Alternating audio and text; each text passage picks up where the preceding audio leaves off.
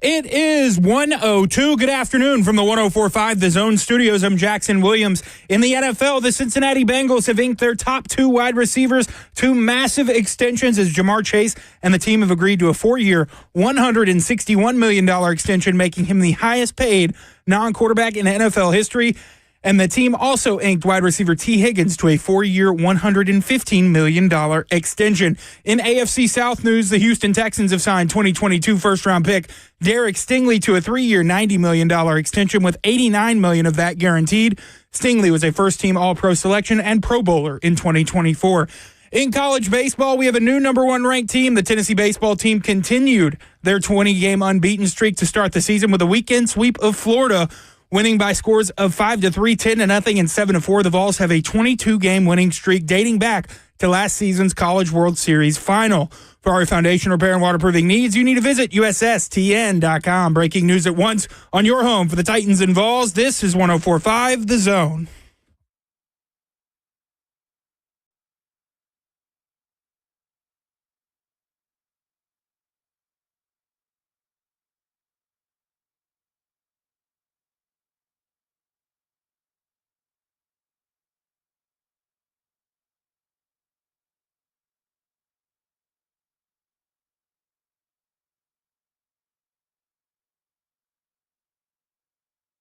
Cover 2 with Blaine Bishop and Zach Lyons here on 105 The Zone, powered by All Four Seasons Garage Doors, 615-737-1045. You want to get in on the conversation. We got March Madness talk about. Tennessee Titans phase 2 of free agency is starting up. So we got all kinds of, lots of fun to have today. And Blaine, besides the score and watching the game, you know how I know when University of Tennessee is losing a game? Without even watching the game. Do you know how I know? How? All I see on Twitter are people complaining about the referees. That's how I know the game's going poorly, because it's never anybody else's fault that University of Tennessee loses a game. It's only if the referees are bad. Not to say the referees were good in this game, but it's always the referee's fault. I could not disagree on that. They always complain about the referees, but guess what? It's hard not to. Now, just remember, all Tennessee fans, it's just not your team. They also are bad for the other team, too. So it all levels itself out. Now, to the fans' point, though, there were a lot of overturns in this game in their favor, especially when they were talking about knocking the ball out of bounds. They got it wrong twice. It was obvious. So, so you got to give them credit this time. It was legit. Most of the calls. Yeah, not all of them. I mean, that's just how I can kind of get a feel for, whether the University of Tennessee is doing well or not. It's never like, oh, we didn't rebound, or this player didn't do this, or this coach didn't do this. It's always the referee's fault. Yeah, well, the refereeing's a tough job. Even in NFL, it's become a real tough job because of replay and the level of replay. I feel like, man, I don't even know if I could. Man, I think maybe 50, 60%. Man, it's a tough job. Things are happening quick. Sometimes I feel like they're not in the right angles to see plays, especially has things changed on the baseline. All games, I didn't see a lot of refereeing from there, and that's where a lot of the calls were missed that they had to overturn on the baseline, under the bucket. So I was really curious on why they weren't there to see that, because that should be a no-brainer. But what do I know about refereeing, man? So Auburn gets the number one overall seed in the tournament, of course, the 1 seed as well in their particular bracket. Wait. But that's what I saw people complain about. If they had beat Auburn, they should get a number 1 seed. Well, I do think that maybe Florida should have been maybe in contention for that number 1 overall seed. But again, we know that before the SEC tournament ends, they pretty much have their mind made up. A flaw in the system, but you gotta, if you're trying to get the brackets out on Sunday, what good is a win like this or a win like that going to be in their actual conference tournaments? But I kind of feel like in a year where Joe Lunardi has famously said it's about the wins, not the losses, in the SEC tournament, maybe the wins should matter more than what we're giving credence to for the most part. And really, Florida has been one of the best teams this entire run that nobody's talking about. And our boy Blake Lovell, who was on the show on Thursday, picked him to win and said that Florida probably is going to go the furthest in the tournament, and is kind of shaping up that way as long as they don't run into Memphis in their bracket. Memphis. Is that your team? I went to school there. I was thoroughly impressed. As an Alabama fan, he has to have two teams. You know how that goes. I went to college in Memphis. I mean, that is a reason to root for a team. Then Alabama, you just like winners? No, Alabama. I wasn't born there, but I was raised there since 3 years old in Alabama. So, yeah. I'm not a bandwagon Alabama, New York Yankees, Kentucky basketball fan. If I was a front runner, I would choose a different team than the University of Memphis to be my second team. All right, here comes Rocky Top on the airwaves for whatever reason. I don't know why. There needs to be no reason.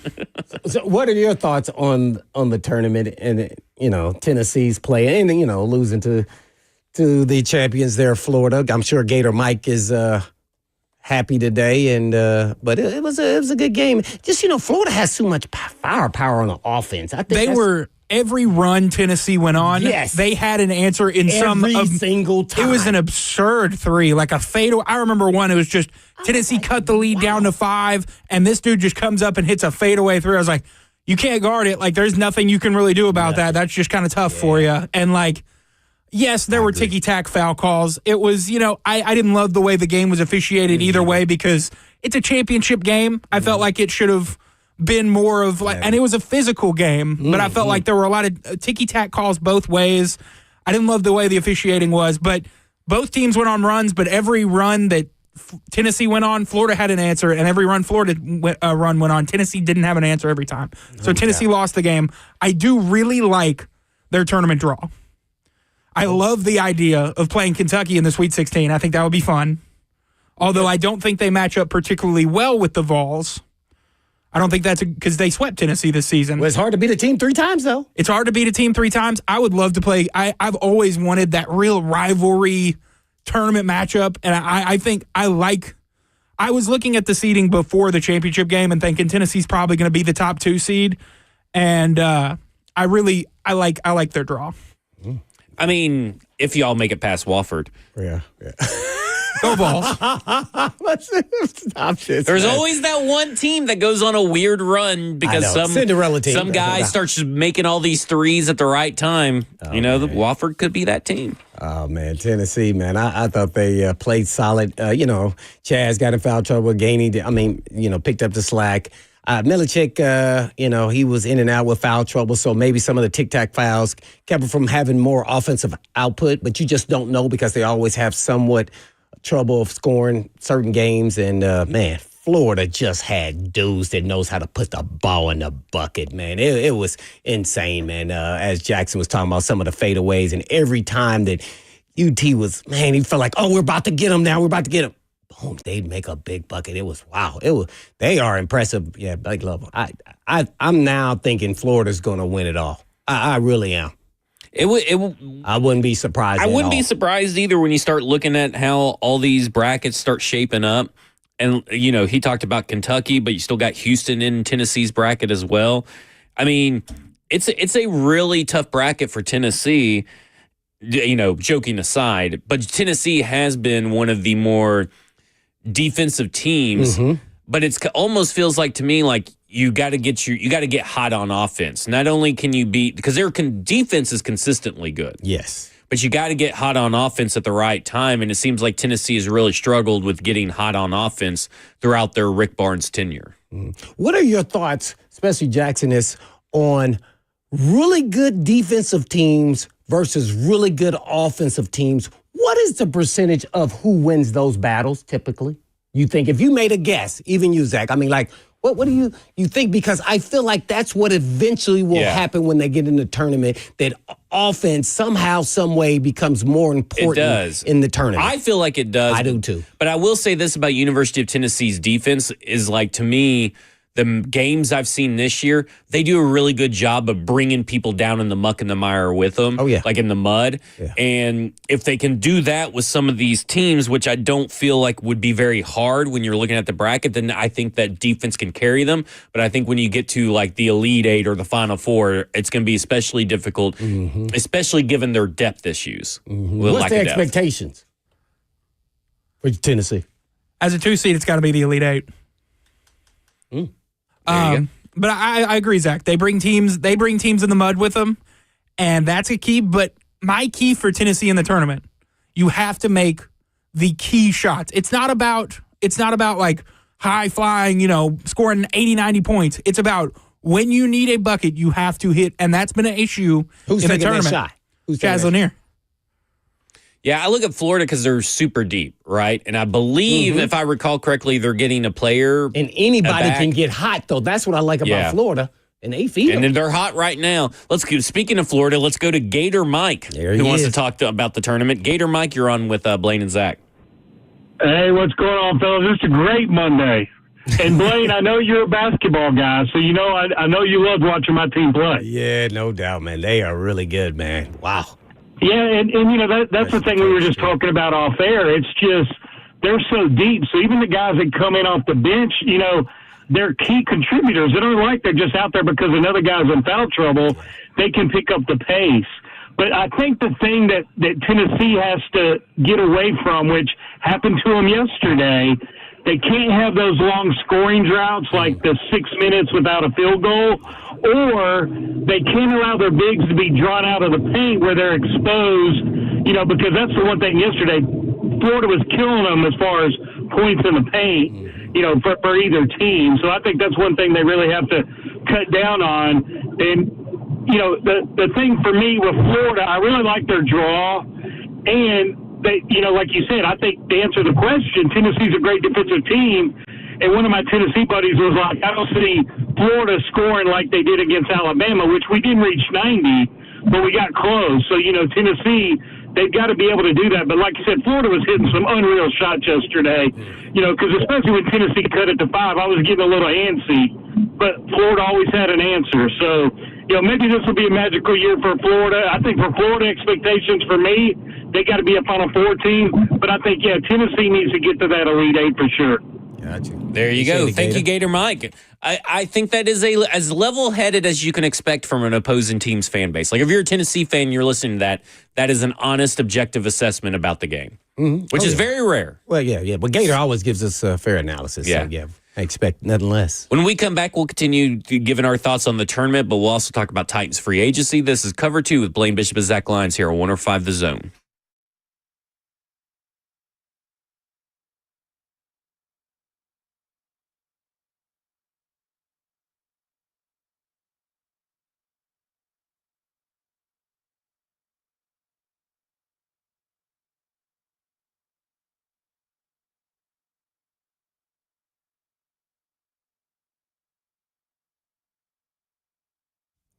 For many of you who have lived here a long time, you already know Eurofix has been in Middle Tennessee area for your European car repair needs now for 26 years.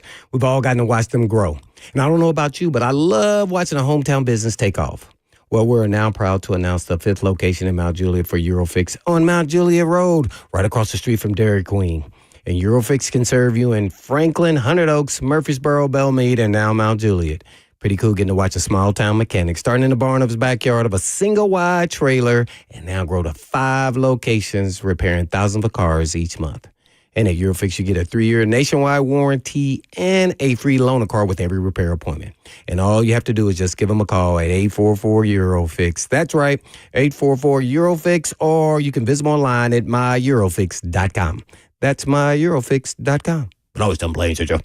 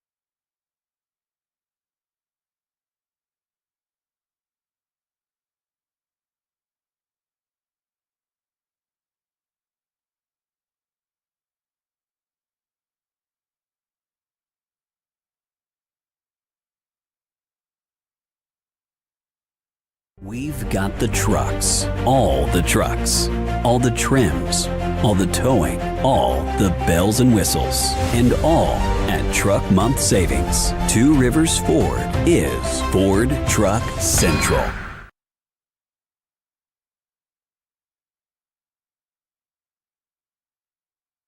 Did you know you're overpaying for your health and wellness products? With over 20 company-owned brands offering its members vitamins, supplements, wellness, and skincare products, you're able to save up to 70% off retail. Members Nutrition can't change your life, but we can change the way you live.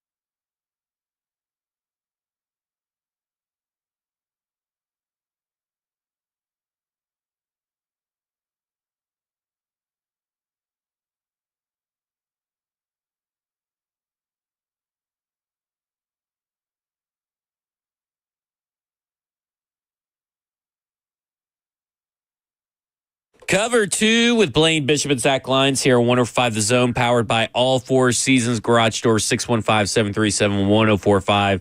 We've been talking the NCAA tournament, and I just, current prediction right now. Are you sticking with Florida, Blaine? Well, I haven't done my bracket yet, but I really like them, so I'm assuming that's who I will probably go for here. It will not be North Carolina. No. How did they get in? Yeah. How? Well, I mean, who cares they're the last team in? I mean, are we really that concerned about the last team in and all that kind of stuff? I feel this is if it wouldn't have been North Carolina, there would be no outrage. This feels very fake outragey to me. But he's on the committee though, right? Yeah, but he wasn't in the room. They took him out, right. Their process is to take him out of the room. But he was politicking with other people. Who cares? Hey, you're telling me he can't look at one of his buddies? Hey, fight for me in there, bud. Come on now. But I mean, do we care? Do you really care that they got the last spot in a play-in game? Well, if some other teams deservingly should have been in there, yeah, I think we do. I mean, we're talking about how many teams making in there, like 64 or whatever it is, some outrageous number. They should make this tournament smaller, by the way. And then you know what that means? They're going to do the opposite. They're going to go. Yeah, I'm sure they will. Then we won't have. Then we'll all be arguing if the University of San Antonio and San Diego's guys on the on the committee or something like. Who cares? Yeah. UNC making it into the tournament, even if they win their playoff game, is it going to be some big disrupting thing that we should all spend time talking about? Ultimately, it's good for business. For business. I could care less. How much more interesting is North Carolina being in the play-in going to make the play-in? I don't know. I probably still won't watch it. I will. And, it's just a bigger name in the play-in that you don't normally have. You got Xavier and Texas in there as well. I mean, those are big-name schools. But they're not UNC in basketball. Mm-hmm. Well, that's true. I mean, Xavier kind of is. I mean, they're not UNC. But, Xavier is a pretty well-known, respectable basketball program. Mm-hmm. UNC's good for business. That's why they were the last team. No question. Yep. Yeah, I'm sure that is. So what? Grow up. I guess that's my thing. Is grow up. Wow. Company that needs to make money does move that's best for business. Breaking news. I mean, give me a break. Come on now. We want fairness. And then when San Diego State blows out whatever team was supposed to get in over UNC and San Diego State blows them out, we're all like, oh, man, UNC should have been in. Well, you know what's that's how it goes, because everybody wants to complain about something, and this is what they're complaining everybody about. Everybody can see, hey, the ball don't lie. Yeah. I mean, I'm like, grow up. Who cares if UNC's in it? Come on, we're fans. We love sports, man. We love our team, man. Nobody's going to grow up. This is all about the banter, of course. That's just my thing. Everybody, expending this emotional capital on UNC being an 11-seed play-in game. I mean, my God.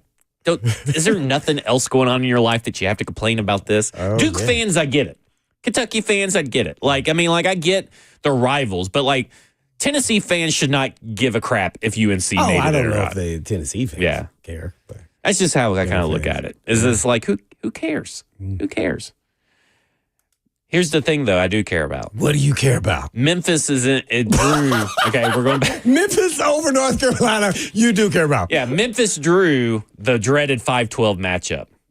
And I'm afraid that they're going to get upset. Who do they because, play? a 5-12, a few 5-12 teams, the 12 team always upsets. I get, I'm a little nervous there. What was that? What was that again? I thought someone farted at first. It was someone put out a squeaker. Colorado State. I have no idea who's on there. But Memphis Tigers. Let's keep our fingers crossed. Man, I was just about to go to Ryan, who wanted to talk about UNC, but he hung up. He heard that. Yeah, he heard this kitty cat. That's the Tigers. They're scared. They are scared. Oh. They're scared of Colorado State. What is the other 5-12 matchups? We got Michigan, University of California, San Diego. Ooh, that could be an upset right there. Wow, they always do this, though, the 5-12 upsets. Why is it always 5-12 that has the most upsets? It's just a weird thing in the NCAA tournament. I don't think there's any rhyme or reason. And it never worked out that way. Yeah. Just go all 12. Just go put every 12 team, then you at least get probably 50%. And I always pick the wrong upsets. What about you, Jackson? What were you going to say?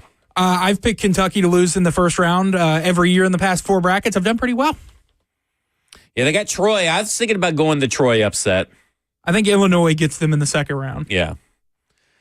All right. Let's talk about this free agency for the Tennessee Titans. Oh, we had a cut, too. Yeah. Chidobe Awuzie. Cheeto was cut. Now, a lot of people were like, well, this creates a hole on the roster. And I'm like, yes and no. It really creates a hole at cornerback 5, cornerback 4, not necessarily in your starting lineup. I understood it. I mean, I also understood why they would keep him around because you only save $4.5 million in cash. But if the theme of the free agency for the Tennessee Titans is durability, and that seems to be the theme, Cheeto makes sensible or it makes sense to cut. It's a sensible cut. Well, naturally, when they traded for him, I said he was hurt every season, so I couldn't believe they signed him to that kind of money. And then, whoop, there you go. He get hurt again. He started, the first 3 games and then played the last 3 or 4? Nuh-uh. Not a recipe that I like. So, no, I'm not surprised at all of the cut. Now, does this mean that Snead is going to be available and healthy? That would be the thinking. Get a security blanket here behind. I'm assuming Brownlee's going to start. Because he deserved it. You got to think he's going to get better. He did make some mistakes along the way, but his rookie mistakes, you accept those, and he had some holding. I think he had the most penalties, at 9 or so, but he showed promise. There is no doubt about that. So you can draft one guy and then bring in a veteran guy, and you have Baker. So I think you are okay in the corner. That's where I look at it. I like okay, Baker now you see, so earlier today, for those that may have missed it, Justin Mello reported that Upton Stout, the Western Kentucky guy that I've been talking about, he's a nickel back, but I think you could put him at safety. But I just want to throw this out there. Jarvis Brownlee Jr. could be going to the outside, obviously, in this rotation that they currently have. Which he did a lot. Which he did a lot last year. Slide in. Roger McCreary is in the last year of his contract. Darrell Baker Jr. is really an outside guy. I could see them planning for the future of life without Roger McCreary and drafting Upton Stout, who, surprisingly enough, by the way, is 3 inches shorter, but has a 4-inch longer wingspan than Roger McCreary. Isn't that kind of crazy? He's 3 inches shorter. Roger McCreary went in the second round, right? Yeah. It was because of his small arms. That's what he said. I mean, he's got longer arm size, longer wingspan by a wide margin, and he plays really physical. He reminds me a lot of Roger McCreary. And he's a guy that has nickelback safety flexibility, and I do wonder if maybe they talk about exceptions. Upton Stout's tape would make an exception to that 5'11", 6-foot rule that they have with their cornerbacks. But I do wonder if this is if bringing in Upton Stout is planning for the future in life without Roger McCreary, because they did say they would be bringing in guys that they plan to take on day 3 to shore up their board. And the majority of these local visits or top 30 visits are going to be day 3 guys. So it'll be interesting to see what they do at the corner position, because this cornerback group has a lot of depth on day 3, and Upton Stout's one of those guys. Yeah, I really like him. I'm watching film. I knew about him beforehand. I watched him even last year. So, yeah, he's really physical, very quick, and with his long arms, seems to be, play bigger than his size, actually. And he's tough. You go watch him play. I don't know where he's from. He may be from Florida. I don't know. I think he was a transfer in there. But, he always shows up on film. So, I think this is a no-brainer. I think he'll be that quasi-nickel safety guy, kind of as you mentioned. I think they could implement him in a nickel guy, backup. And, by the way, remember, still need some depth at safety, too. Right. So, see, I think he can kill 2 birds with 1 stone right there. Bang, you got it done. I actually like how they're filling some of these holes with the type of players, smart and durable and available. Tough. That's what they're looking for. And all these guys, even in free agency, so that means that's what they're looking for when they're looking for these draft guys. So you got to bring them in to get that, and they got to see if we can put them on the board and break some plays down and see what they think, because you can see one thing on film. There's another thing when you're having a conversation with a guy. Right. And that's kind of what I look at with this whole, Cheeto I still do not think, even in hindsight, the money spent to bring Cheeto into this team was a bad move, a bad process, or anything like that. You knew the risks that he was going to have with injury. So to me, cutting Cheeto is a sign that, hey, we are looking for durable guys. We're not looking for, and it doesn't matter if we only get $1 million in cap savings and $4 million in cash. If we can't rely on you, that money is best spent elsewhere, is how they're kind of look at. And as much as Cheeto played well down the stretch when he was healthy, he got injured in camp. lingered on into the regular season and preseason, and that kind of stuff matters. And that's been the story of his career, has been injuries and been availability, which was, again, why it was a risk last year to do it, but I understand why they did it. Yeah, and some of them were serious. I think he ACL 1 year and then back or something, besides, muscles. So, I wasn't too keen on his injury history as I wasn't with Snead and the knee issue.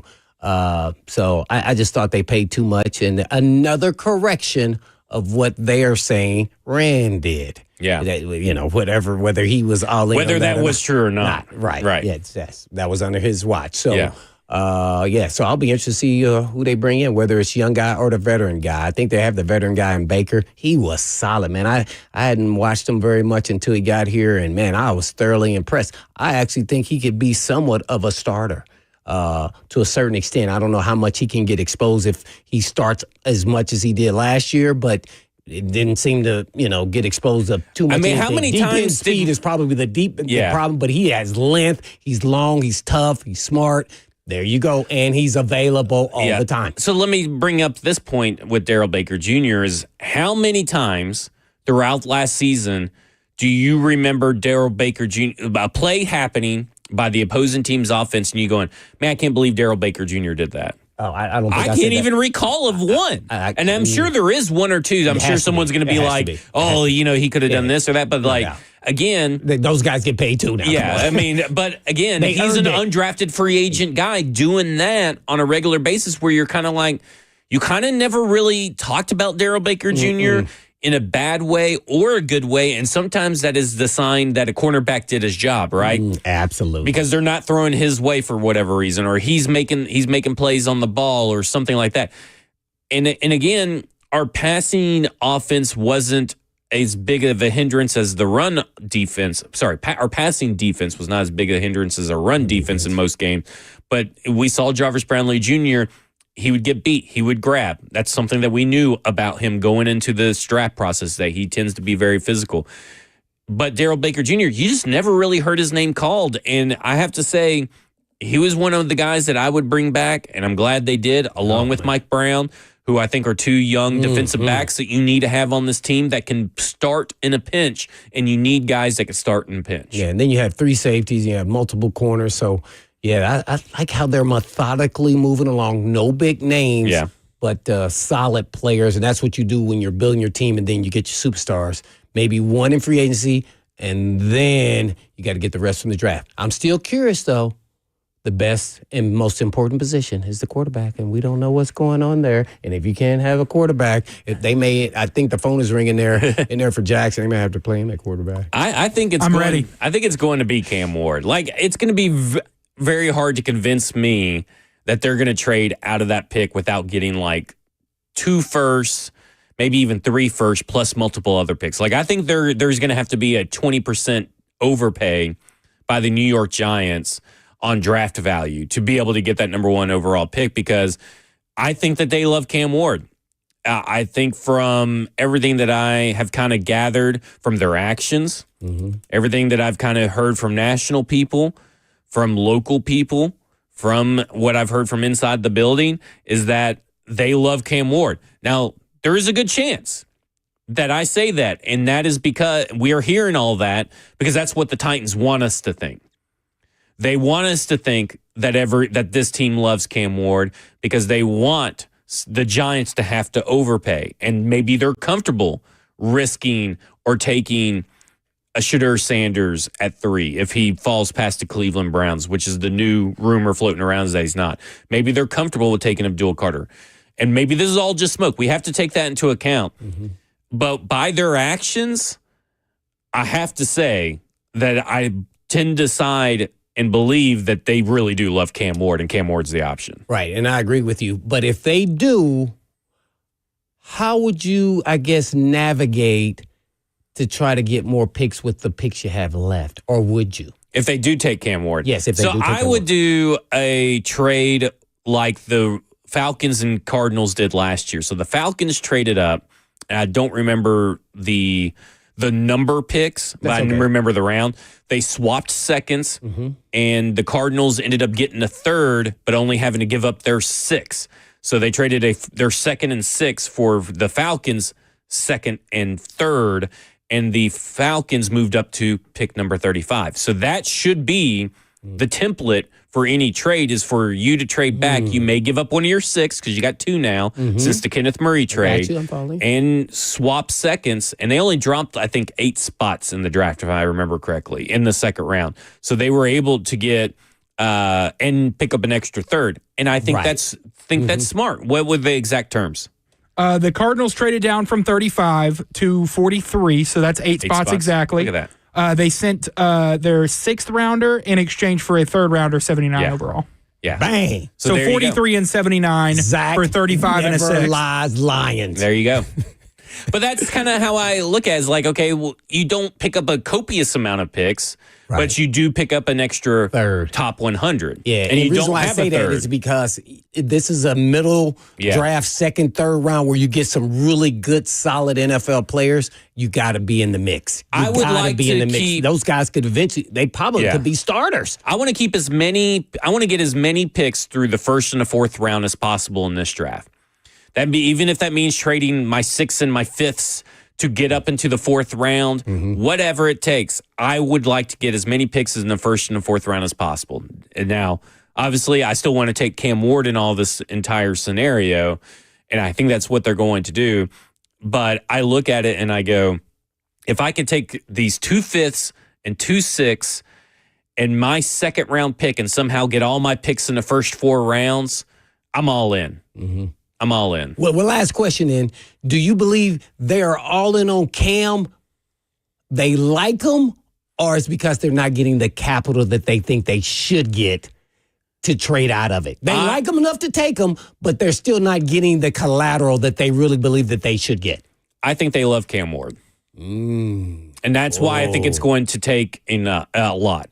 And now I think they love, I think from what I understand, they love Cam Ward. Again, that could be just smoke to get more picks. You know, they could just be lying to everybody.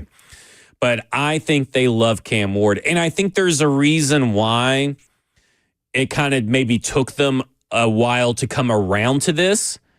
And that's something we'll talk about after the break. I think there is a logical reason for those that think, well, why do they love Cam Ward now and not before? I think there's a logical reason for it, and we'll talk about that when we come back. This is Cover 2 with Blaine Bishop and Zach Lyons here, 105 The Zone.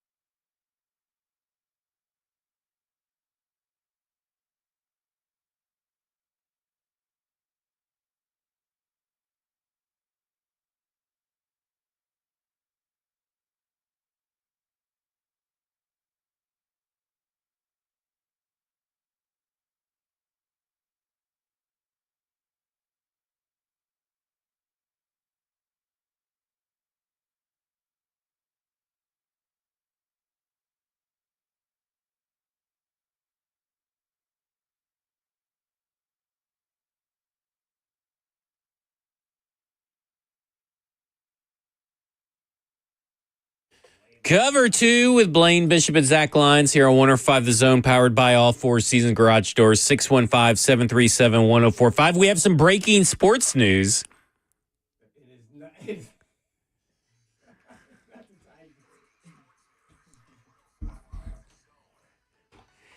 And I'm going to let Blaine break the news. Nah, man, I am super excited, man. I just got inducted. I got the call. They were blowing me up the whole time during that time. My phone kept ringing. I got inducted to the Indiana Hall of Fame, man, Sports Hall of Fame. And, man, I was just super psyched. I got nominated a while back, but I thought it was over. I didn't even know. So, yeah, I'm just pleasantly surprised. And I know a lot of people's hearing me talk about Cathedral. I'm my Cathedral brother, and there was no way that would have happened without them, man, and my coaches. So, yeah, man, I'm super psyched, man. I'm over here jittering and shaking inside, man. This is, wow, this is as big as it's going to get for me, man. So this is pretty cool. Play the music. There you go. Blaine Bishop in the Indiana Sports Hall of Fame. Yeah. How awesome is that? For those that may not know, our studio is pretty much soundproof, right? I mean, it's obviously a radio studio and all that kind of stuff. Oh, yeah. This door shuts, and all of a sudden I just hear this scream coming through this. That's how loud you scream.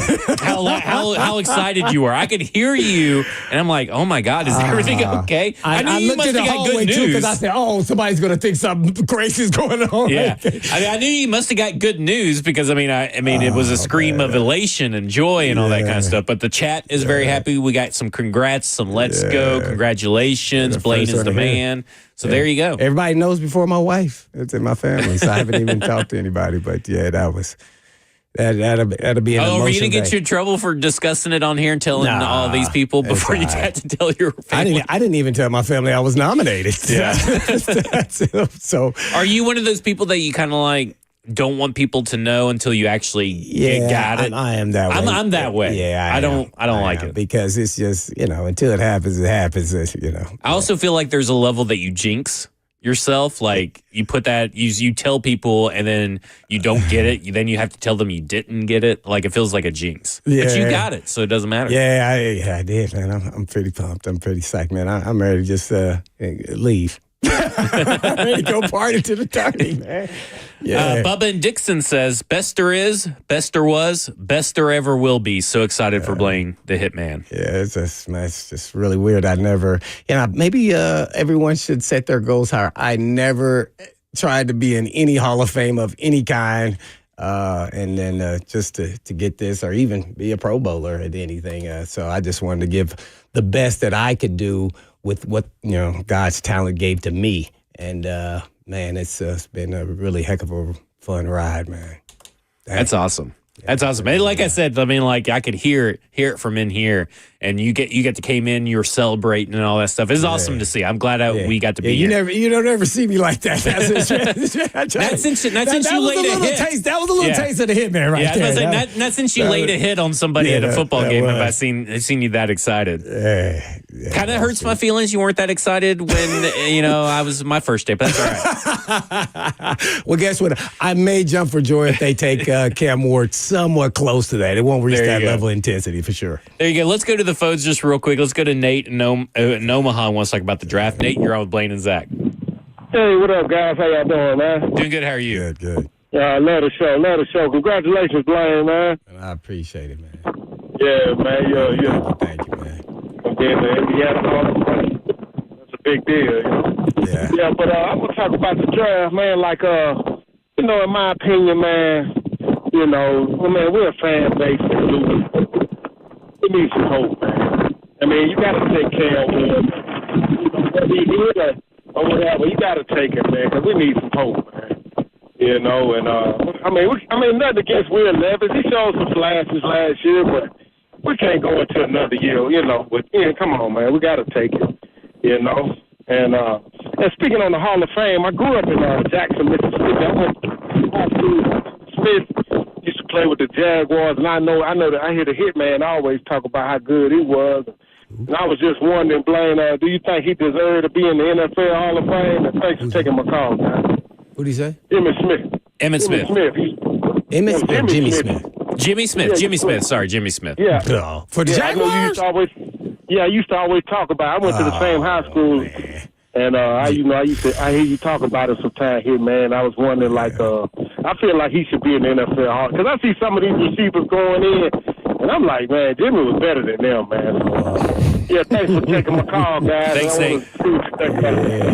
And listen, I'll let Blaine answer. Next time, please roll up your window. I know. I was like, Wendy, I couldn't hear you. So that's why I thought you said Emmitt Smith. Jimmy. Yeah, Emmitt Smith's already in the Hall of Fame. Yeah. But I think Jacksonville has two worthy Hall of Fame players because of, I always looked at it as if we had to double team you in an NFL game and we still couldn't stop him, and that happened with Jimmy Smith, he should be in the Hall of Fame.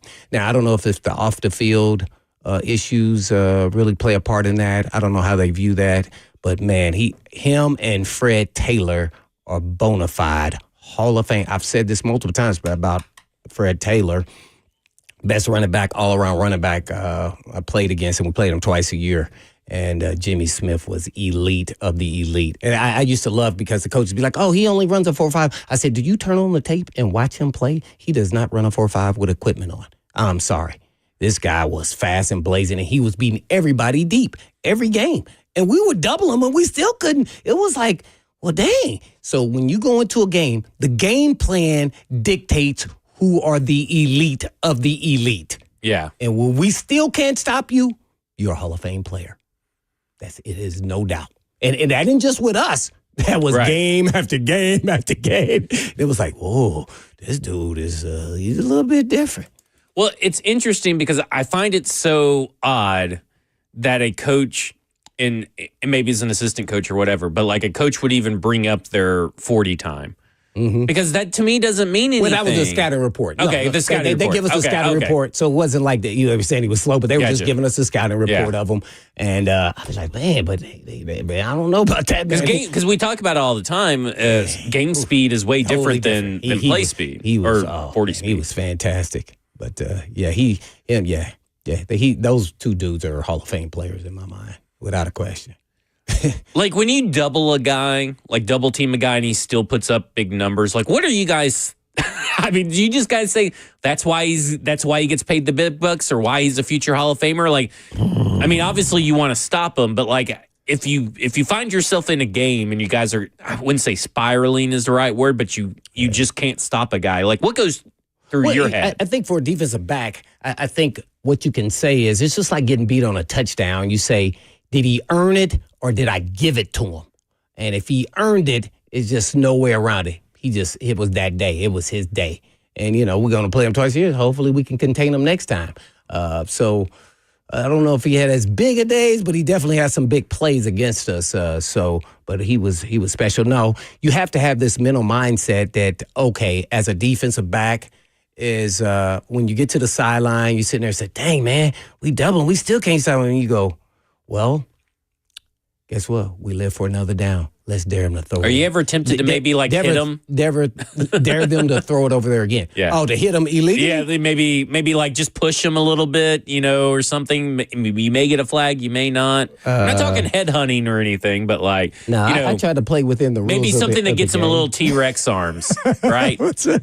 Yeah, you try to bring a little bit of fear, or at least my idea of it being a safety, and hopefully that would help me out a little bit and try to play mind games with those guys. But man, yeah, he was elite, man. He was tough. It was sometimes we did well too. So yeah. At the same time, you just got to know that this is the best of the best, and they're going to win some, and you're going to win some. You just want to make sure you win more than they do. That's it. It's going to happen. You're going to get beat. Just not very many times. That's why you're in the Indiana Sports Hall of Fame. When we come back, we'll go to Doug on the phones, who wants to probably wish a congratulations to Blaine. This is Cover 2 with Blaine Bishop and Zach Lyons here on 105 The Zone.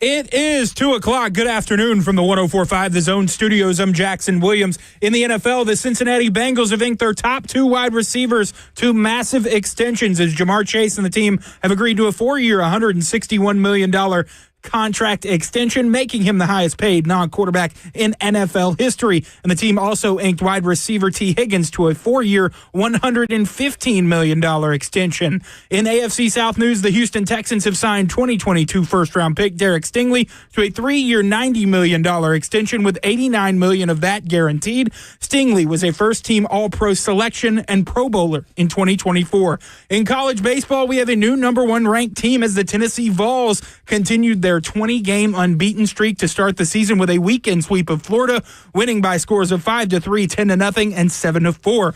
The Vols have a 22-game win streak going, dating back to last season's College World Series final. For our foundation repair and waterproofing needs, you need to visit USSTN.com. Breaking news at once on your home for the Titans and Vols. This is 104.5 The Zone.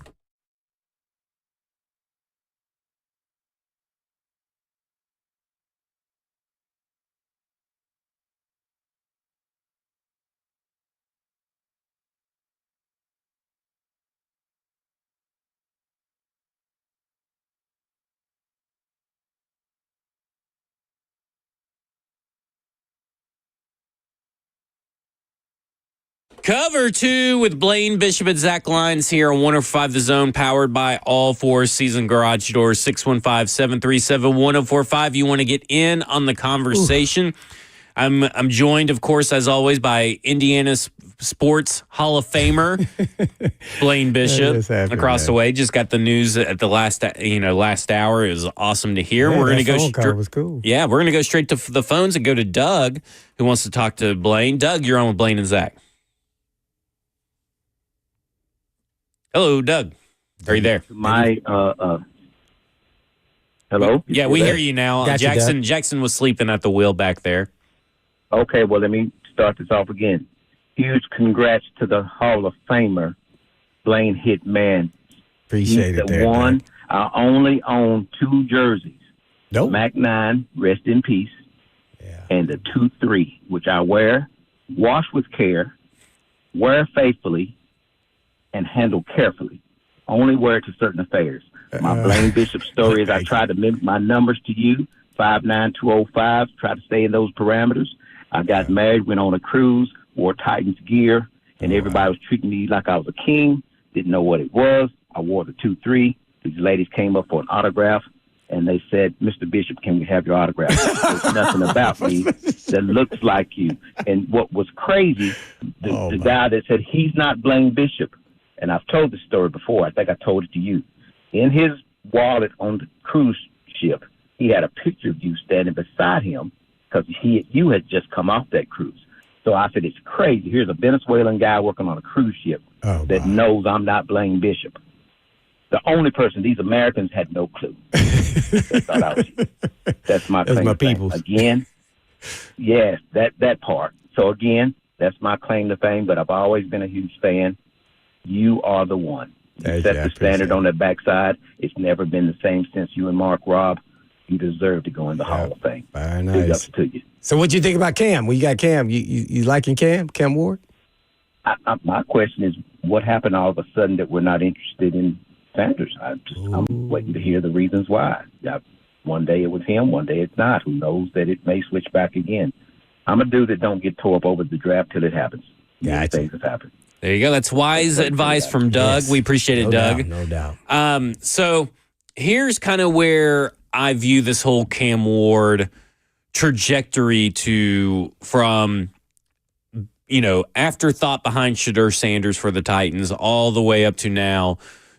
Pretty much 98% sure that Cam Ward is going to be the quarterback of your Tennessee Titans. Mm-hmm.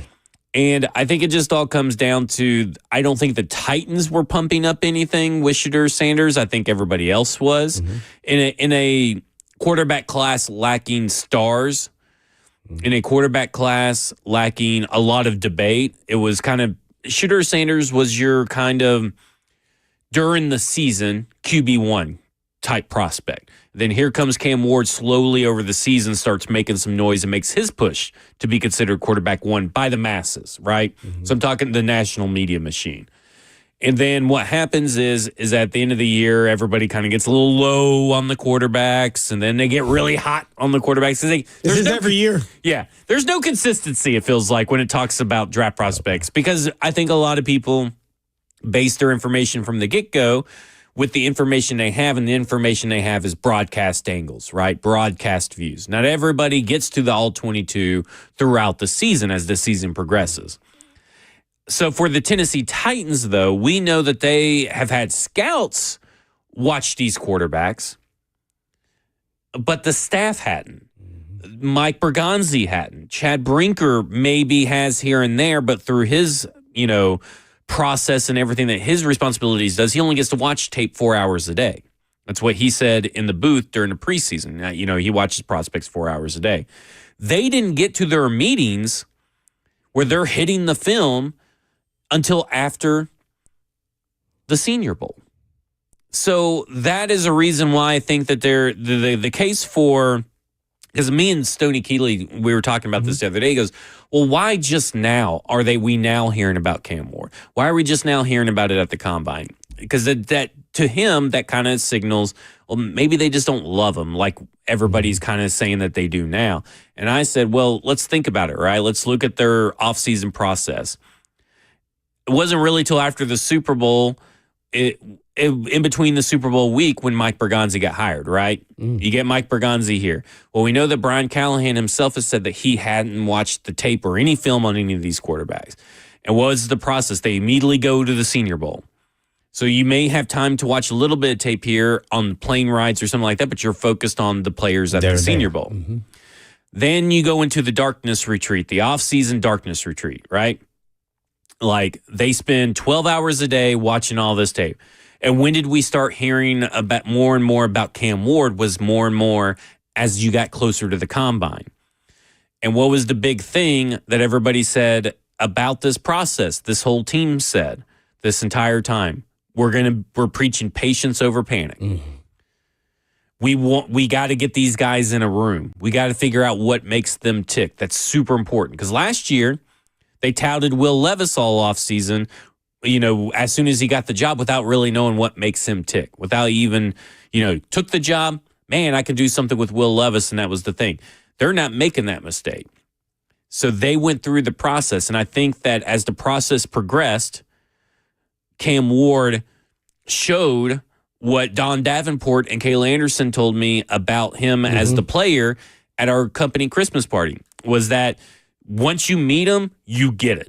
You understand why this guy became an instant leader at every stop that he went, and how he took over a room, and how he commanded a room, and how he's a culture builder. That's not to say Shedeur Sanders can't do those things.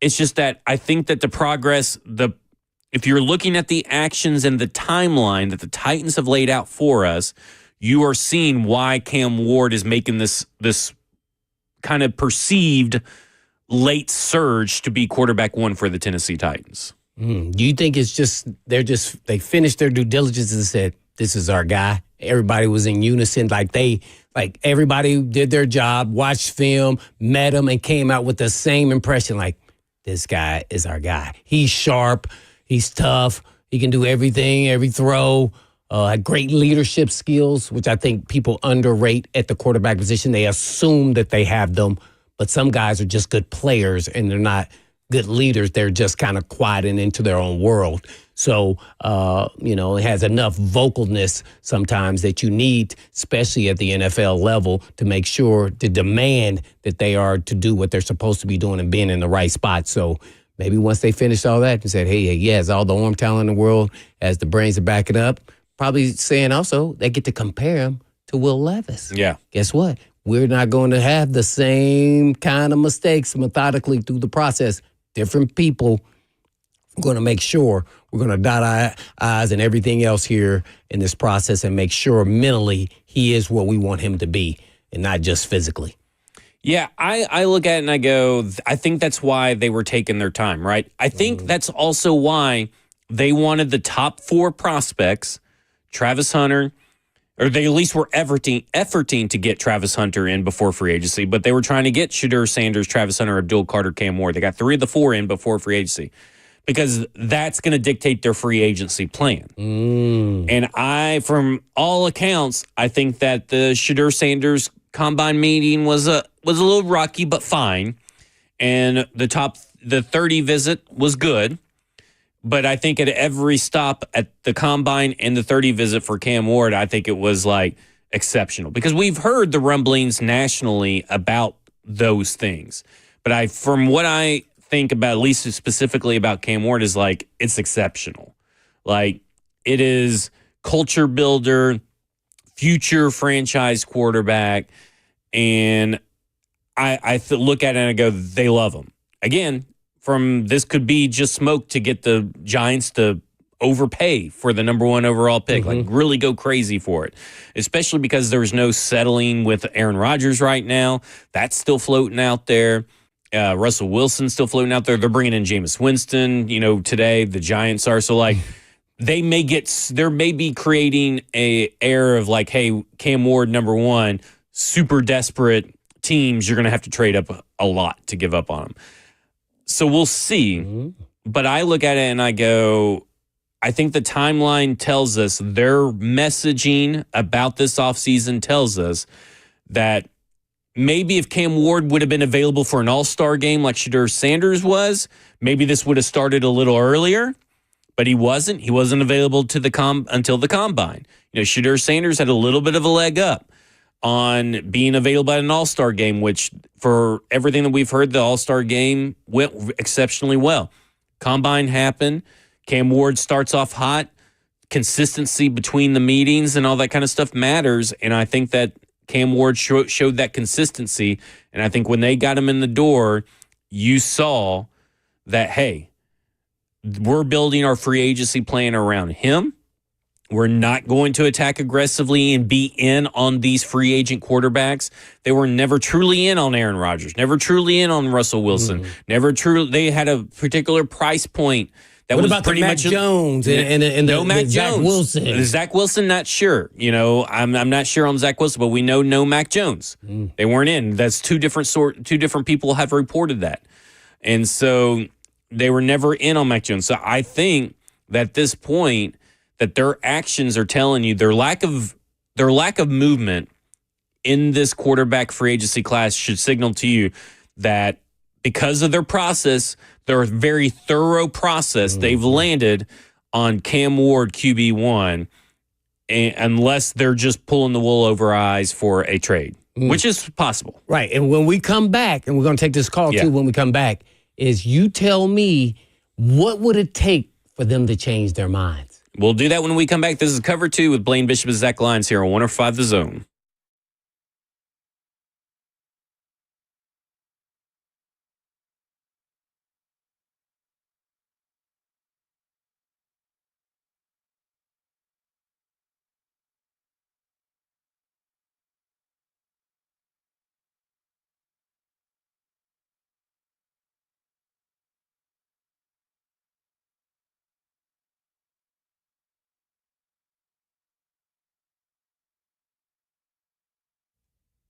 Struggling with joint pain, suffering from a recent injury, looking to recover faster after surgery? Well, at Edge, we've got you covered. From powerful peptide stacks like BPC 157 and TB 500 to PRP treatment, stem cell therapy, and high-film muscle stimulation, Edge Peptide is your go-to solution for faster healing and recovery. And as an athlete myself, I know how frustrating pain and injuries can be. That's why now is the perfect time to take control of your wellness and finally address those nagging issues. Whether it's golf, tennis, or any activity you love, don't let pain hold you back any longer. Edge specializes in regenerative treatments designed to reduce inflammation, promote tissue repair, and improve mobility, helping your body heal naturally while avoiding surgery whenever possible. And right now, we're offering a free $250 consultation with your initial treatment. And all you have to do is just go to edgepeptide.com. Yes, that's edgepeptide.com. Or you can just give them a call today at 615-724-1878. That's 724-1878.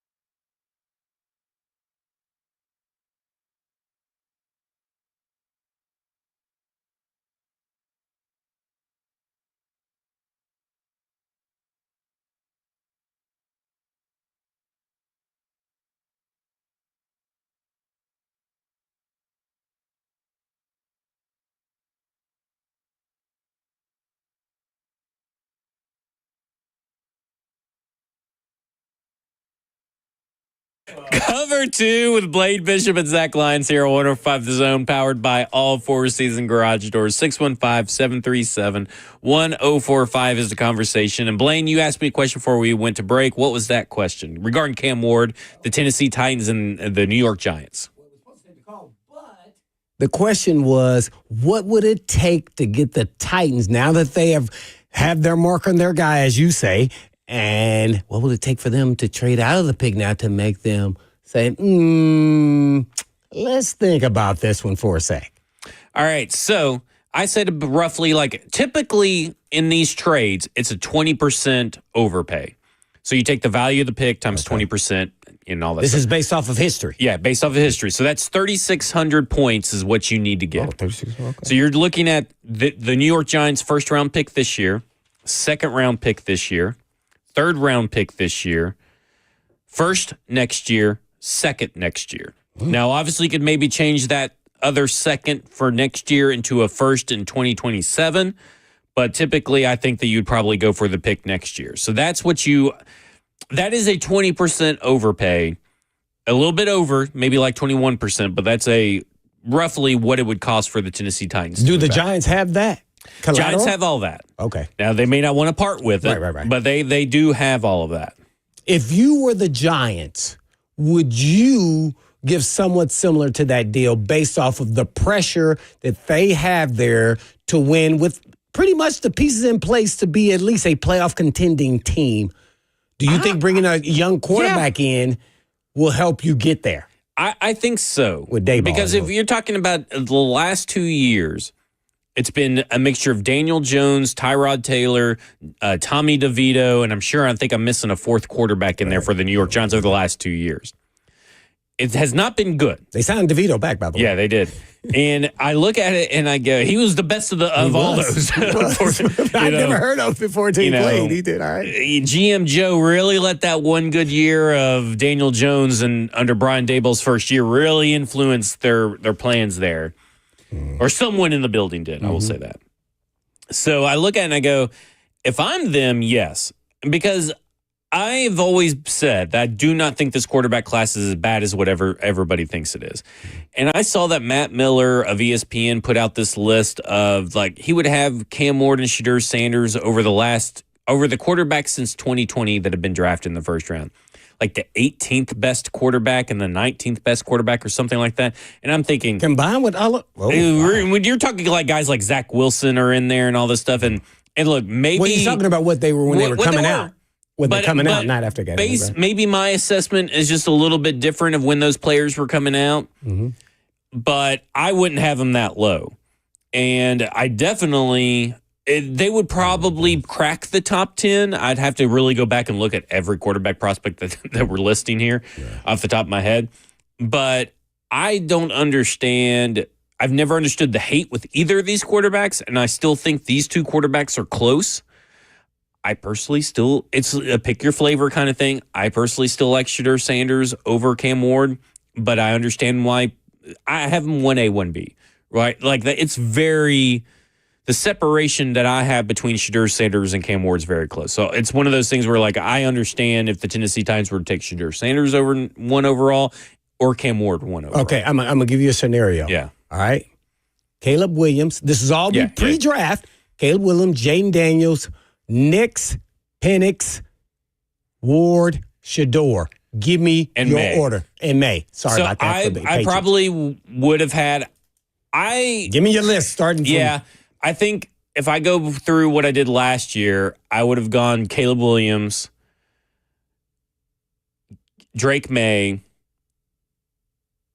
Then I would have had Jaden Daniels, then Cam Ward, and Shedeur Sanders and Bo Nix kind of like all right there. Like, okay. I think anybody that puts... Where Penix? Below them? Below them. Because I think I didn't really like Penix as a quarterback prospect.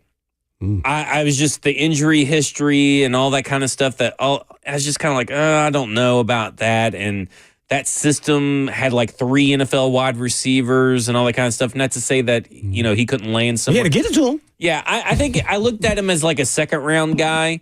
I always thought that everybody else in that class was first-round, and I think these two guys are first-round. Now, if you would have asked me, and I said this morning, people are going to think I'm crazy, and I have some revisionist history. I did not like Trevor Lawrence as a prospect. Now, that does not mean that he wasn't quarterback one in that draft class, but I didn't really like that draft class. I like Cam Ward and Shedeur Sanders better than I like Trevor Lawrence as a prospect. And I know people are going to call me crazy, but I do. And that's just because I remember sitting at a bar down in Germantown with my buddy who's a Clemson fan. His name's Murphy. And it was the opening day. We were just there watching all the games from the opening day of the year leading into Trevor Lawrence. He had a heck of a career, too. Yeah. And we're watching that game, and I'm like, man, I know everybody has hyped him up as some generational prospect, but that game and then that preceding season, I just like, this guy's first off not generational. I think he's an average at best NFL quarterback. Are you hating? Didn't he beat Alabama? No, that has nothing to do with being. I can be objective. I can be objective. You are very objective, so but I'm not saying I'm just getting a little. Yeah, I was never a big reason. I was never a big guy. I was never a big Trevor Lawrence fan. And I think this Cade Klubnik I would agree with you. I thought, they kept saying it's the Peyton Manning type. I was like, I don't know. Everybody had him this highly rated quarterback, and then it was the quarterback race for number 22. I think and that's held true. He's just an average starting quarterback. And so I think Cam Ward and Shedeur Sanders, I think when you turn on the tape, I think they're better prospects. Because I also think that Cade Klubnik, this new Clemson quarterback that's probably going to enter the draft next year, I think he's going to be better than what Trevor Lawrence is. Not generational, but I look at it and I go, over the 2021 draft class and then the Kenny Pickett draft class, I'm taking Cam Ward and Shedeur Sanders over any of those guys. Right.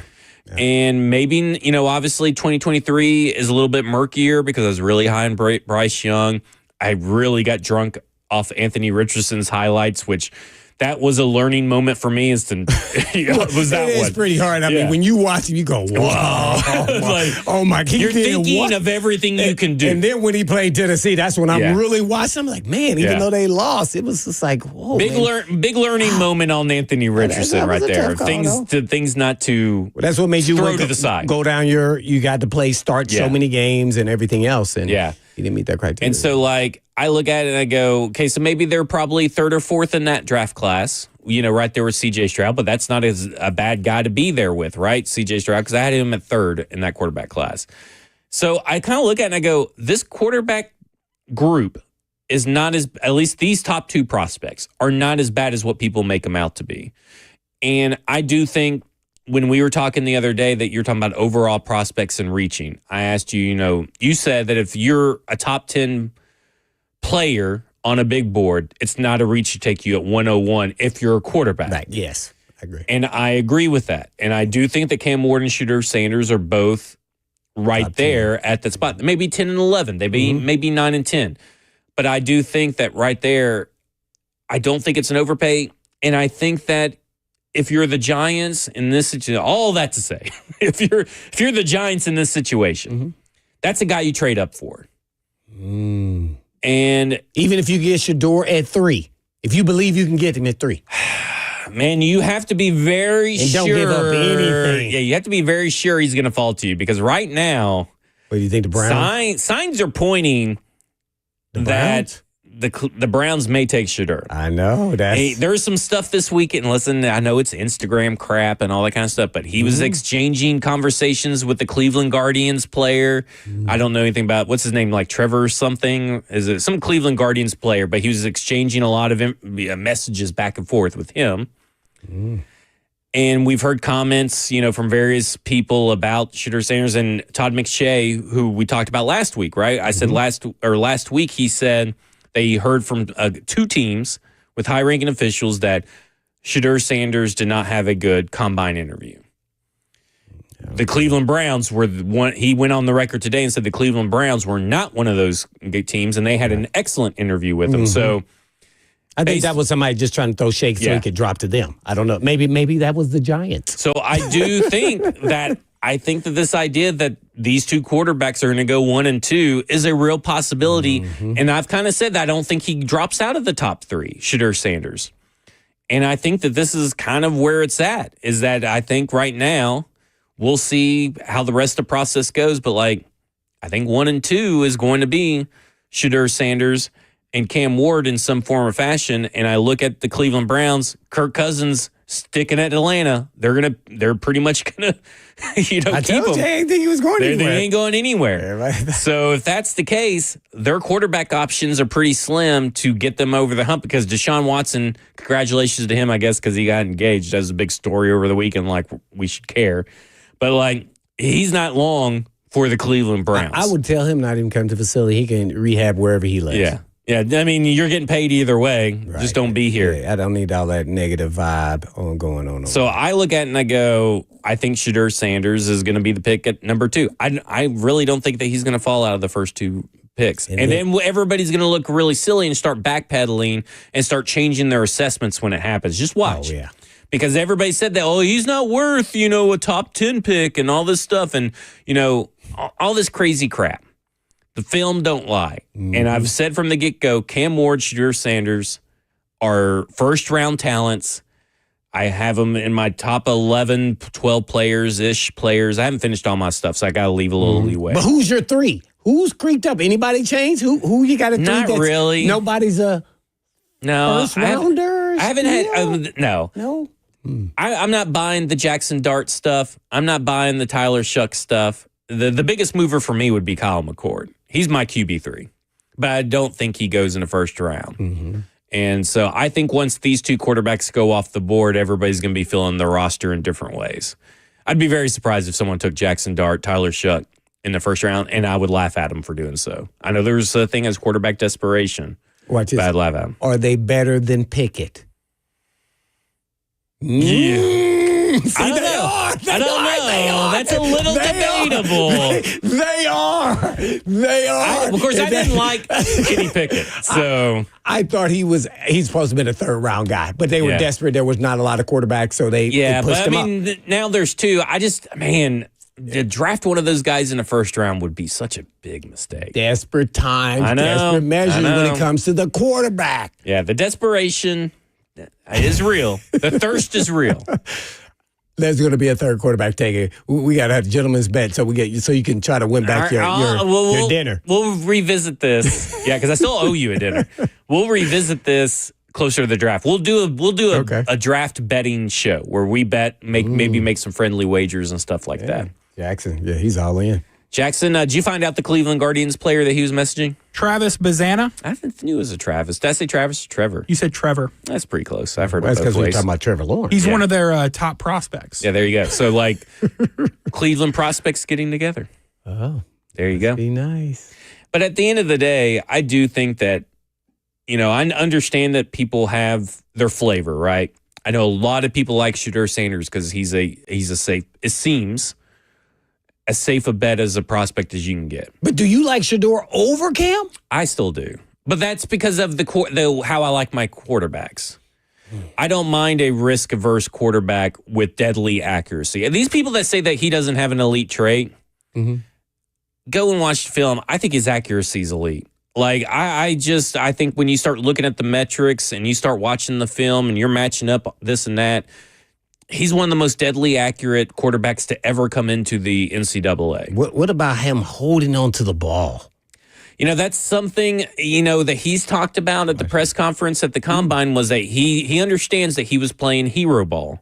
He understands that will have to change. And I think that's super important that he recognizes that and super important that he's willing to change. And I think that I watch this offense because, my Shedeur Sanders tape is done. So then you go and you watch, I don't know how everybody else does it, but then I go through about 5 or 6 games of Shedeur Sanders, right? All 22. Then I have to go back and watch, and this is something that I picked up from Stoney, which may be an inefficient habit. Then I'll watch those same 5 or 6 games for LeJontay Wester. Then those same 5 or 6 games for Travis Hunter. You get what I'm saying? I'm watching the different players. I have to watch different players. I can't just watch one play, then go back, watch the same play, and try to do it. So I have to do everything separately. I would do. So when I go through and I'm watching this offense is just horrendous. Like, this offense is bad. There's no tight ends. There's no run game. It's just Shedeur Sanders and these these NFL level weapons at certain levels, these NFL level weapons, having to sling it and play YOLO ball throughout the whole year. What I call it is 7-on-7 ball. Yeah, that's what they're having to do. Yep. And that's going to, have people concerned. That's why he has to hold on to the ball, because where is he supposed to go with it? There's no real outlets for him. Like when he's not doing a screen, which is an extension of the run game, he's having to go into the middle of the field or deep down the ways and hope that there are plays to be made. And that's what he's looking for guys to get open. It's just a mess. It's a terrible mess and a terrible disaster. I know. Yeah, he was the quarterback coach with the Eagles when I was there. Yeah. I mean, there's a reason why Pat Shermer's career has led him to there. Yeah. And so it's just, it's tough. And I get that makes him a tough evaluation for some people, especially for fans, right? Because you go back, and not all fans have all 22, and some fans don't even know if they have it, what it's supposed to look like. But it takes a while for you to kind of figure out, man, there's really something that smells with this scheme. And this scheme is just as much to blame in my mind as like the offensive line, because I know everybody wants to point to the offensive line. This scheme is just as much to blame for that as anything. And so I look at it and I go, I like the cerebral game that he plays with. We're talking Shedeur Sanders. I'm not trying to use that as a way to say that there is no cerebral game to Cam Ward, because there definitely is. I love how he plays the game, because that's how I like my quarterbacks. I still love Cam Ward. I'm a Cam Ward 1A Shedeur, 1B Cam Ward.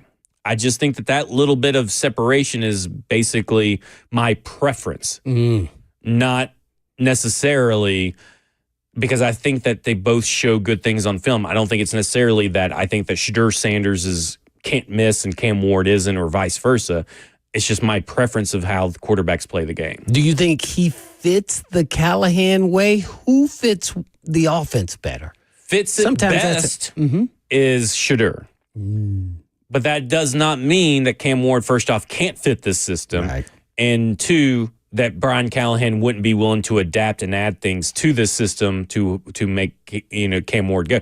People think this Miami offense is a big RPO offense. It's really not. It's really an offense that's a power. Oh crap! You had to ask me. I really don't. I haven't watched them with their offense. I just was watching his arm talent. I can't. Who has the better arm talent? Well, I think Cam Ward does. Right. But I think that Shedeur Sanders arm talent isn't nearly as bad as what everybody says. Who's better at what, and who throws the ball on time, who stays in pocket, who stays on task, who gets off their first read and gets to the progressions. Do they? How often do they? Who turns the ball over the most? They're just so similar to in personality, right? Like, I mean, personality, as far as when they're in the game. Like, obviously, Shedeur Sanders has a much bigger personality in general. But, like, the way that they stay cool, calm, collected, no matter what's crumbling around them, you see the nervous situation, right? You see it. Yeah. And that's why it's just so hard. Like, I feel like people have to nitpick. And then I think the people that are high on this quarterback class, like I think we are, or at least I am, I think you have to nitpick their games to find separation and flaws. Whereas that there are flaws there, but you're not worried about them. Like, I'm not worried about the hero ball from Shedeur Sanders. I'm not worried as much about the one or two plays a game every so often, every other game from Cam Ward. I'm not really worried about those, because I understand that what they do translates at a high level to the NFL. And that's something we'll talk about when we come back. This is Cover 2 with Blaine Bishop and Zach Lyons here on 105 The Zone.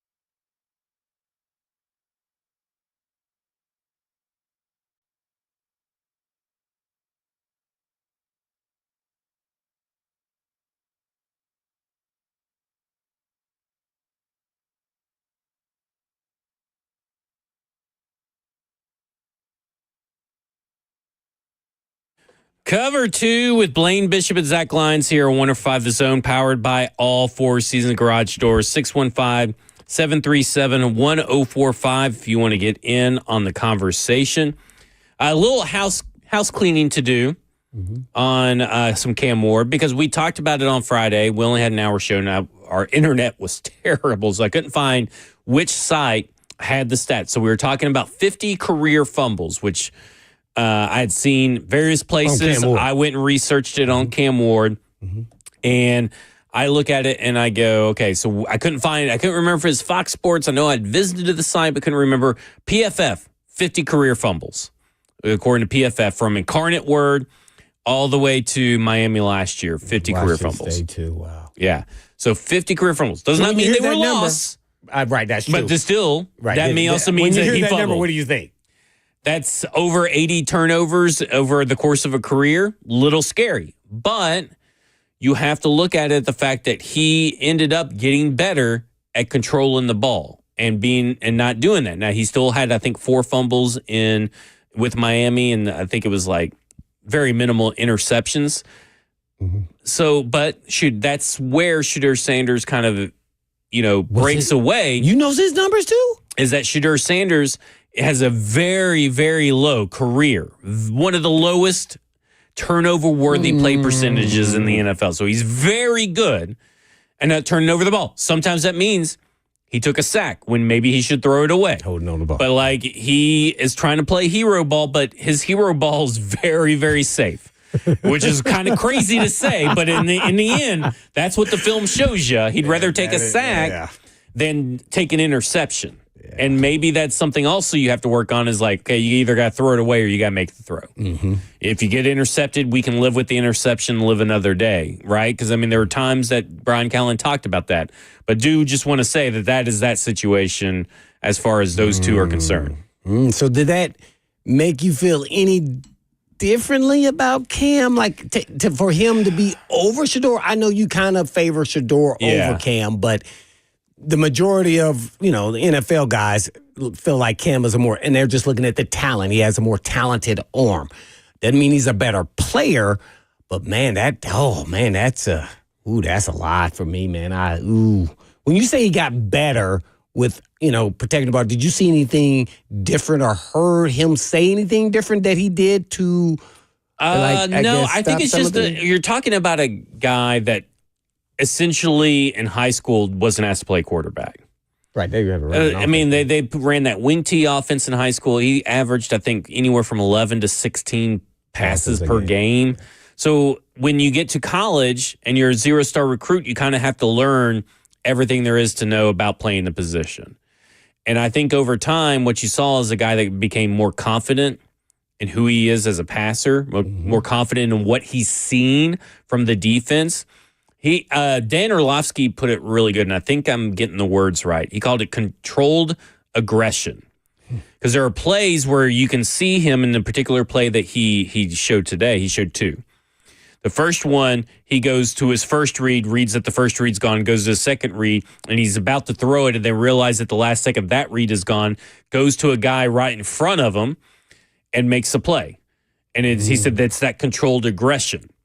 But then there are the plays where he's trying to make a play, everything is shut down around him, and instead of taking the sack, he does kind of the flick. And it gets picked up. That. Like we see those plays too. Yeah. But I do think those plays over time dwindled down on his film. And I think that's super important, where other times players and quarterbacks that have this turnover issue that has plagued them their whole career never gets better. It may get hidden because they do more passes or they have these big time plays, but they never truly get better. And I think for whatever reason, I would just have to say maturation at the position and being able to understand how to read defenses over his course of his career, I think has helped him tremendously cut down on turnovers. But Shedeur Sanders has always been risk averse when it comes to turnover. And that's, I think, again, that also not only the sack offensive line, but that risk averseness can be an issue, right? Because wouldn't you rather have a guy that you have to reel in than a guy you have to teach to throw? Like at least Cam Ward's a little bit more aggressive, no doubt. Right? So it is, while it's a good thing, it's also a bad thing. Well, I would try to teach your Shador just to throw the ball out of bounds. Yeah. Instead of taking the sacks. You want him to feel confident about the throw if he can make it, and I think thinks he's special, but there were some limitations there at Colorado. You could see, I mean, he was running around for his life a lot of the time, even that second year. So, it's going to be interesting, but it's getting exciting. Do you get pumped up when you think that the Titans are going to take Cam Ward? I do. Yeah. I really do. Yeah. And I do for Shador, too, because I know, I don't want people to think that I've changed my tune about Shador Sanders quarterback 1. But again, it's become over time quarterback 1A to quarterback 1B. It's where, to me, it was quarterback 1 and quarterback 2. It's now become closer together with the more film I watch of Cam Ward, because it took me a little bit to get to Cam Ward, too. And the more that I watch, and then last Friday, we were there on Lance Zierlein, right? We were reading his scouting report, and he said, he's got 39% in the red zone, 39% completion rate. It's like, that doesn't sound right. Yeah. So I haven't gone back and watched the film, but I did go and look at Sports Info Solutions, which, for those that don't know, is a big time, you get... Maybe I shouldn't say this on air just in case they're listening, someone that works there. But you get 7-day free trials. Oh. So I have to create emails, because if not, it's like $7,000. I hear your savviness. It's like $7,000 to get this stuff. It is expensive. This is stuff for teams, for commercials, businesses and stuff like that, for your big companies. And Sports Info Solutions had them with 75 dropbacks in the red zone. A few of those are sacks, but 69 attempts, 39 completions. Okay, so that to me tells you right there that 56.5% completion rate in the red zone, which is about kind of right, because that's tough. It's tougher in the red zone. 21 of his 39 passing touchdowns came in the red zone. To me, that's more important. Whoa. Yeah. You're talking about 21 of 69 of his pass attempts went for touchdowns. Wow, see, that gives you a whole different perspective than what we were PFF given. Or who was it? PFF apparently had it 39, and we had no context or anything like that. And we still don't really have the true story of what happened in all these red zone stuff. But we were like, okay, there's a lot of stuff that can go into that makes that number seem low. And then I see the 21 touchdowns, 1 interceptions, and 2 sacks in the red zone. That is awesome. I'll take that all the time. All day. Because what did we see in the red zone last year from the Tennessee Titans? Well, it was always tough sledding. But guess what? He's going to be in the league, and he's going to get his shot, whether it's with the Titans or not. We shall see. But, boy, it shows. I think there's if I was an offensive coordinator or / head coach, and my job was on the line, I would be kind of salivating at the idea of what all I could run with Cam Ward. Whereas, a lot of people, they call into the show and say, well, Shador Sanders fits better, or Cam Ward doesn't really fit. Will he adapt? I'd be looking at it as an opportunity to adapt, because I'd be looking at being able to use and design plays and scheme up stuff that really takes advantage of Cam Ward's, abilities, while you're still teaching him how to play the game of quarterback, right? Like Patrick Mahomes is a good example. He's played quarterback a while.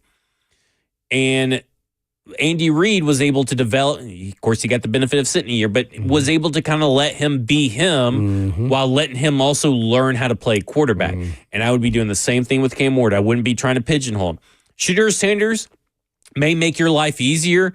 Cam Ward makes your life more fun. That's how I'd kind of put it. Well, it's going to be fun times if we get him. Man, do we have to get his little slot receiver? What's his name? Xavier Restrepo? Yeah, can we get him in the 4th, 5th round? I don't know. You may need that 3rd round. You may need to trade back in the 2nd, get that 3rd round pick for Xavier Restrepo. I think he's going to go 3rd round, because he's got such refinement to his game. I know his athleticism doesn't, to me, though, there's also Kyle Williams from Washington State, who's a speedy slot receiver. I have no idea. He's about the 5th or 6th. He's about a 5th round guy. He's played with Cam Ward, so there's some history there. There's Elijah Arroyo and Sam Brown. Elijah Arroyo's the tight end from Miami. Love him. I don't know if you'll be able to get him kind of similar to Xavier Restrepo without a 3rd round pick. Not necessarily that you want a tight end either in this offense. Sam Brown is another guy you may take a 6th round flyer on. He's the other wide receiver opposite Xavier Restrepo. But to me, I look at it and go, I like the fact that maybe you can get someone that has already built-in chemistry with your quarterback. Always I love it. I'm all about. So we didn't get to free agency phase 2. We'll talk about that tomorrow on the show. We'll also have Coach Mack as well. 3HL's up next. This has been Cover 2 with Blaine Bishop and Zach Lyons here on 105 The Zone. Congratulations again to Blaine. Inducted into the Indiana Sports, or will be inducted into the Indiana Sports Hall of Fame. So going to be doing the show with the Hall of Famer now. Yeah. But this has been Cover 2 with Blaine Bishop and Zach Lyons here on 105 The Zone. And in the meantime. And in between time. Peace.